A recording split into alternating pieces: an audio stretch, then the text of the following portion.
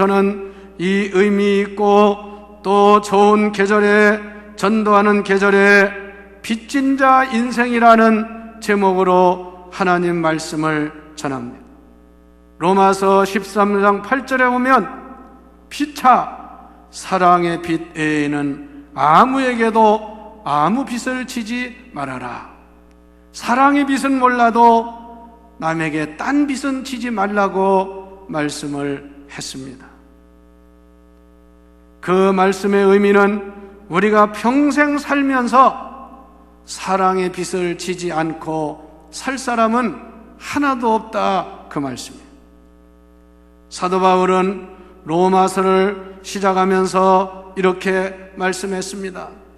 나는 예수 그리스도의 종이요 사도로 부르심을 받은 사람이요 하나님의 복음을 위하여 택정함을 입은 사람이로다. 하나님의 복음을 위하여 부르심을 받았다, 그 말씀입니다. 그리고 이어서 말씀하기를 나는 헬라인이나 야만인이나 지혜 있는 자나 어리석은 자에게 내가 다 빚진 자로다. 자신을 가리켜서 빚진 자라고 고백을 하고 있습니다. 또 자신은 할 수만 있다면 당시에 기독교를 가장 핍박하고 살기가 등등한 로마에 가서 복음을 전하기를 원하노라. 여러분, 내 가정에서도 내 주변에서도 복음 전하는 걸 꺼려하는 사람이 얼마나 많은데, 예수 전하면 죽이는 로마에 가서도 내가 복음 전하기를 원한다고 했겠습니까? 그리고 결국 그는 로마에 갈 길이 없기에 죄수의 몸이 되어가지고 로마로 호송을 받아 거기에 가서 복음을 전하는 사명을 감당했다는 사실입니다. 이 얼마나 귀한 일입니까? 우리 인생은 태어나서 죽는 날까지 사랑의 빚을 지고 살다가 세상을 떠납니다. 나이를 많이 먹은 것이 문제가 아니라 나이를 먹은 만큼 사랑의 빚을 많이 졌다는 것을 알아야 합니다. 인간을 가리켜 피조물의 왕관이요 만물의 영장이라고 합니다만, 인간만큼 손이 많이 가고 사랑의 빚을 많이 지고 살다가 가는 피조물이 없습니다. 세상의 모든 나무는 심어 놓으면 특별하지 아니하면 자라서 열매를 맺습니다. 꽃이 핍니다. 세상의 모든 짐승들은 낳아서 불과 몇 달이 안 되어서 스스로 독립을 하고 스스로 자신을 살아가면서 스스로 동물의 생애를 사는 것을 볼 수가 있어요. 그러나 인간은 어떻습니까? 태어나서 1년 동안 어머니가 젖을 먹이고 돌보아 주어도 1년이 되어야 겨우 걸음마를 시작하고 세상에 30년을 가르치고 먹이고 수고해야 겨우 자립해서 결혼을 하든지, 오늘날은 그것도 못하고 세상에 나이가 더 먹도록 부모의 신세를 지고 사는 사람이 얼마나 많은지 몰라요. 여기 시집장가 가는 거를 꺼려하는 사람들 정신 차려야 돼요. 부모에게는 그것이 얼마나 불효라는 것을 알아야 합니다. 왜? 사람이 게테가 말한 것처럼 온전한 사람이 되려면 자기의 짝을 찾아야 온전하게 살 수 있다, 이런 말을 했어요. 그런데 오늘날 우리나라에는 점점 이제 결혼 안 하고 그냥 혼자 독신 생활하고 편하게, 아이고 뭐 그 애기 낳고 뭐 신랑 아내 데리고 뭐 고생하느냐, 나 혼자 먹고 마시고 편하게 살다가 가는 게 낫지. 이건 다 극단적인 이기주의요. 그렇게 살다 보면 이 나라는 얼마 안 가서 없어지고 말 것입니다. 동물이나 다른 나무나 피조물들은 죽으면서도 사람들에게 가죽을 주든지 고기를 주든지 내장까지 뼈까지 다 사람들에게 제공을 합니다. 나무도 죽으면서 썩어서 거름이 됩니다. 그러나 유독 사람만은 죽는데도 얼마나 힘이 들고 얼마나 많은 비용이 들고 얼마나 많은 사람들의 신세를 지는지 몰라요. 인간은 태어나서 죽는 날까지 수많은 사랑의 빚을 지고 사는, 이제 이 좋은 계절을 보내면서 우리도 다시 한번 이 빚진 자 인생인 것을 깨닫고 좀 더 작은 것이라도 빚을 갚는 마음으로 인생을 살아가는 우리 모두가 되어야 할 줄 믿습니다. 첫째, 인생은 하나님 앞에 빚진 자입니다. 이게 무슨 말이냐? 다른 말로 하면 하나님의 은혜가 아니고는 살 수가 없다, 그 말씀이에요. 좋은 의미에서 빚을 졌다고 말하는 거고요, 그 은혜로 산다, 그 말. 우리는 부모에게 빚을 졌다는 말은 뭡니까? 부모님의 은혜로 살았다는 그런 말입니다. 우리 인생은 하나님의 은혜와 사랑 없이는 한시도 살 수 없는 존재입니다. 이것을 깨닫는 자가 하나님의 자녀요 구원받은 그리스도인 줄 믿으시기 바랍니다. 그러나 세상에서 하나님을 믿지 않는 사람들은 이걸 모릅니다.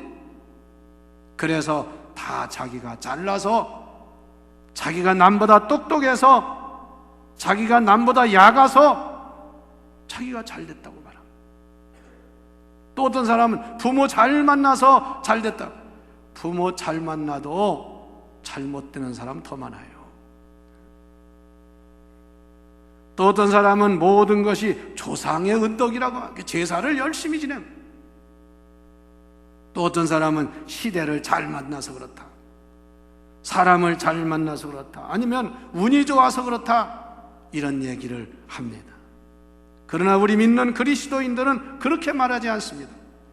잘 되든 잘못되든 내가 나된 것은 하나님의 은혜라고 고백하는 것이 그리스도인인 줄 믿습니다. 사도 바울이 뭐라고 그랬어요?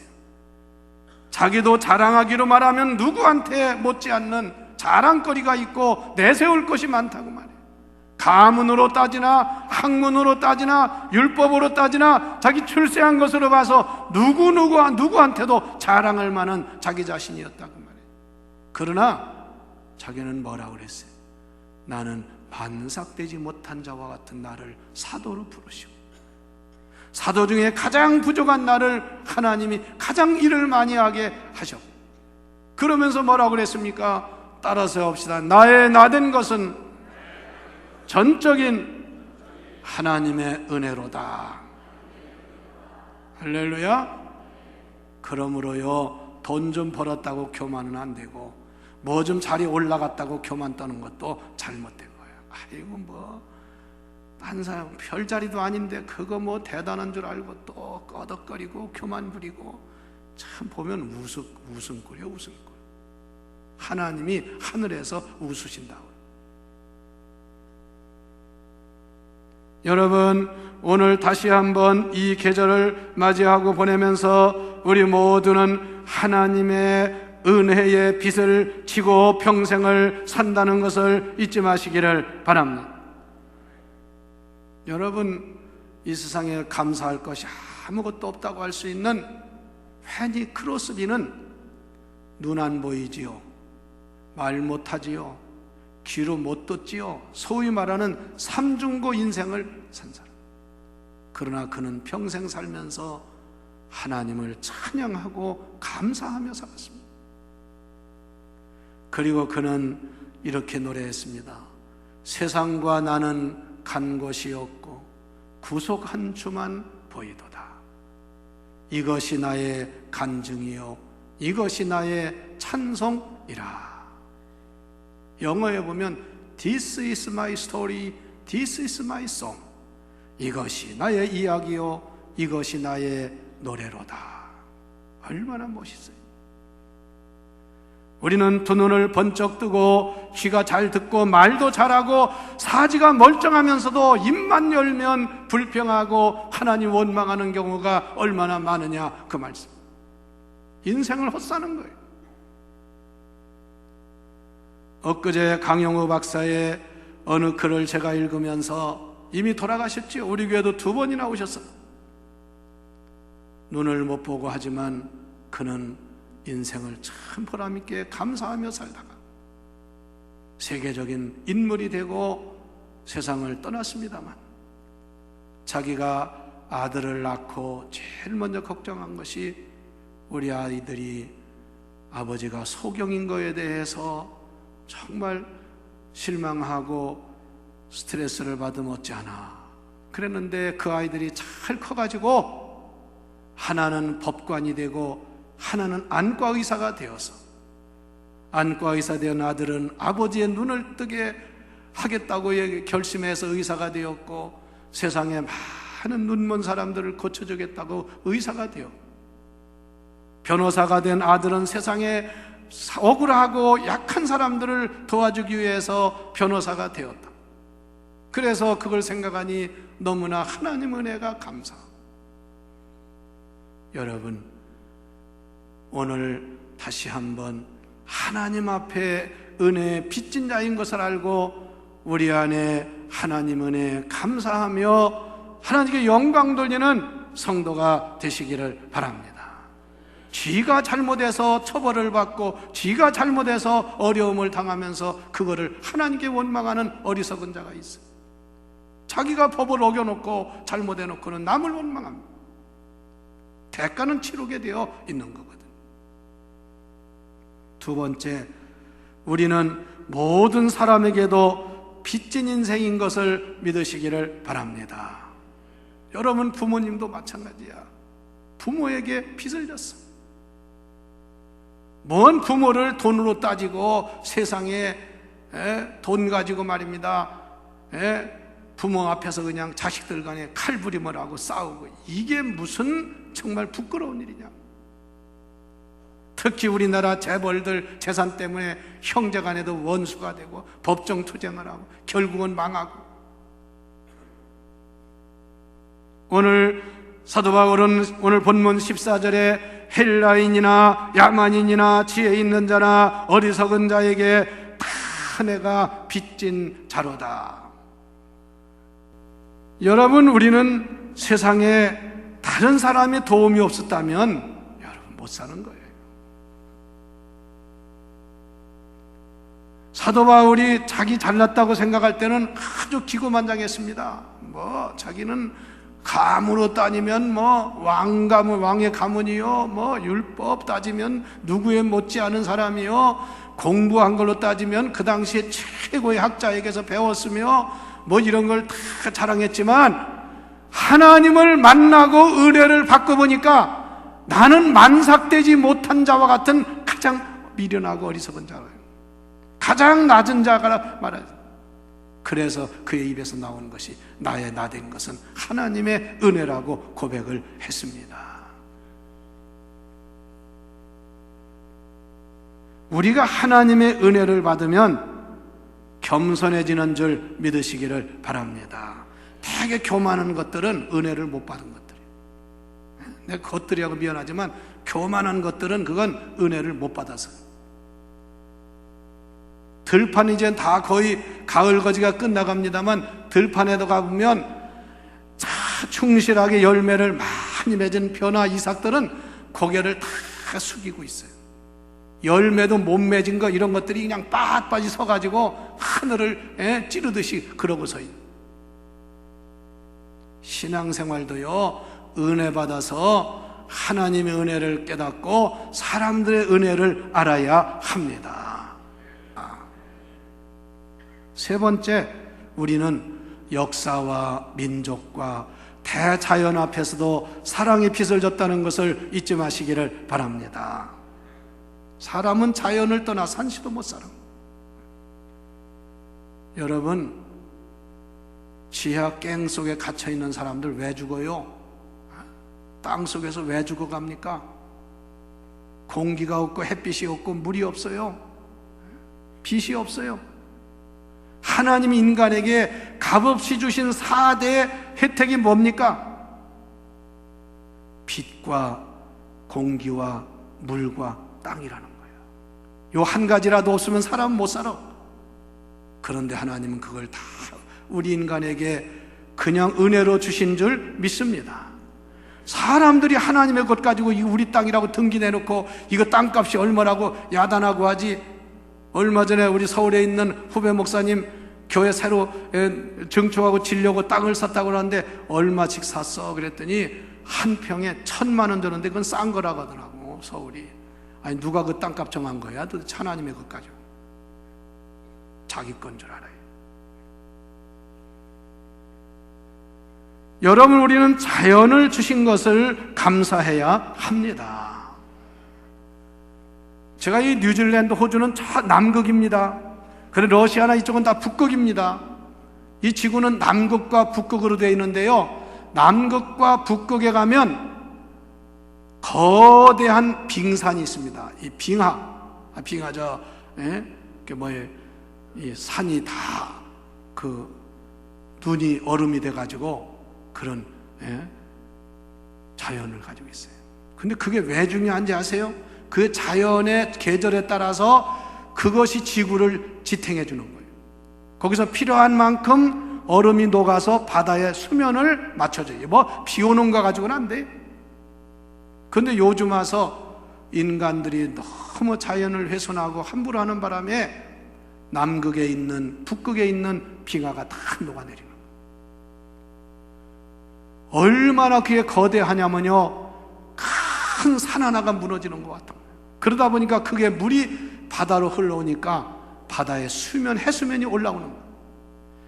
해수면이 0.5mm만 올라와도 세계는 물에 잠기는 데가 많아요. 지금 점점 남극과 북극의 그 빙산이 녹아진다는 거예요.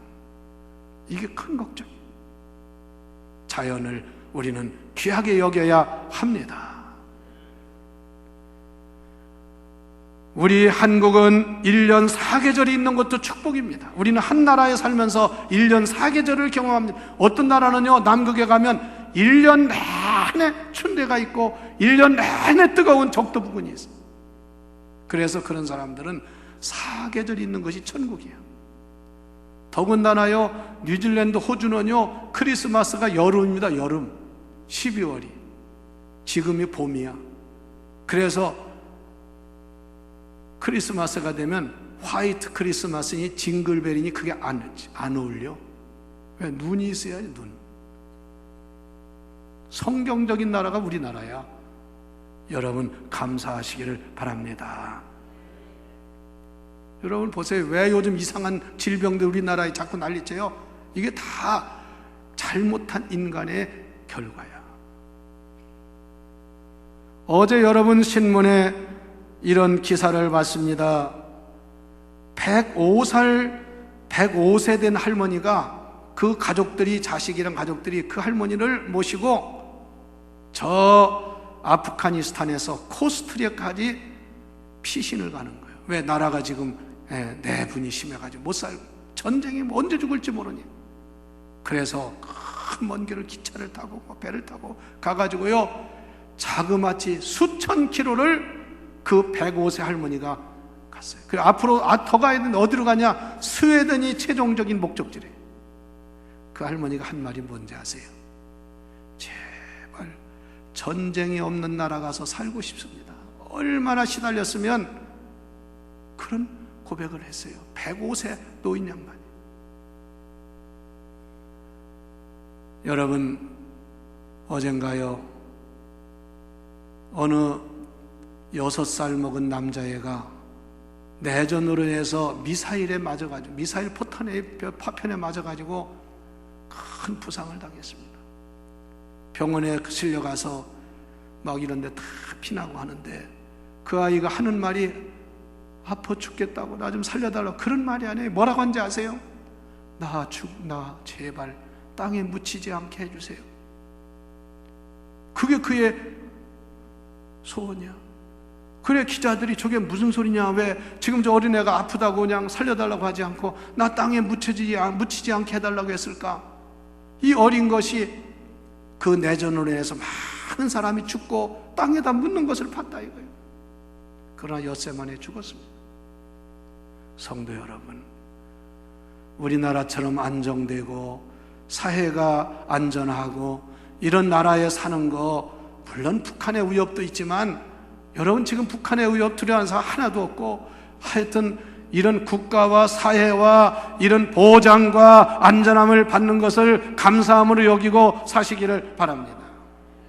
뭣도 모르고 뭐 어떠니 뭐 그냥 한 날 할 일 없이 대문하고 이 짓 하는 사람들 정말 정신 차려야 돼. 마지막으로 우리는 복음의 빚진 자 인생인 것을 잊지 마시기를 바랍니다. 여러분이 어떻게 예수 믿었습니까? 하늘에서 메시지가 날라왔어요? 천사가 와서 믿으라고 했어요? 하늘에서 여러분 떨어졌습니까? 누군가가 여러분에게 복음을 전해줬기에 우리가 예수 믿고 구원받은 줄 믿습니다. 다 부모가 됐든 뭐가 됐든 여러분 다 누군가가 복음을 전해줘서 내가 믿는 거예요. 아펜젤러 선교사, 새파란 결혼한 젊은 사람이 선교사로 와가지고 평생을, 그것도 짧은 40대 복음 전하고 대한민국의 감리교회 복음을 전해준 거 아닙니까? 마지막에 목포 앞바다에 성경 번역 회의를 가다가 그만 탄 배가 충돌해가지고 침몰해서 순교했잖아요. 자기는 구명 갑판 위에 있었기 때문에 얼마든지 살 수 있었지만 물속에 잠긴 동료를 살리기 위해서 배 밑으로 내려갔다가 그는 순교하고 말았어요. 이런 희생자들이 있었기 때문에 대한민국이 오늘날 복음이 전해진 거 아닙니까? 여러분, 다시 한번 영의 눈을 뜨는 저나 여러분 되기를 축원합니다. 오늘날 우리나라의 우리 교회나 우리 사회 집사권사 장로가 그냥 지천이야. 그래서 시장 바닥에서 김 집사님 그러면 서로 달아본대, 서로 쳐다본대. 나 불렀나? 다 집사권사야, 장로야. 그런데 그런 사람들이 복음 전하는 사람이 얼마나 됩니까? 그렇게 교회에서 청동은 전도주의를 정하고 이렇게 해도 전도는 나와는 상관이 없는 것처럼 귀 막고 한 귀로 들러서 흘러버리고 이런 사람이 얼마나 많으냐 그 말이에요. 성도 여러분, 우리 교회는 정말 복음의 빚진 자의 사명을 감당하는 교회와 성도가 되기를 축원합니다. 내 가족, 제일 먼저 내 가족, 내 고륙 친척, 내 이웃, 여러분 예사일로 생각하지 마세요. 하나님이 주시는 기회로 믿고 이번에 전도의 사명을 감당하는 우리 모두가 되기를 축원합니다. 괜히 할 일 없이 밥이나 먹고 그냥 잠이나 자고 똥이나 싸고 뭐 그렇게 살려면 일찍 떠나는 게 나아. 뭐하러 이렇게 오래 살아? 뭔가 해야지. 이 짧은 인생 헛되게 살지 말고 사랑의 빚진 자의 사명을 잘 감당하는 우리 교회와 성도와 우리 모두가 되기를 주의 이름으로 축원합니다.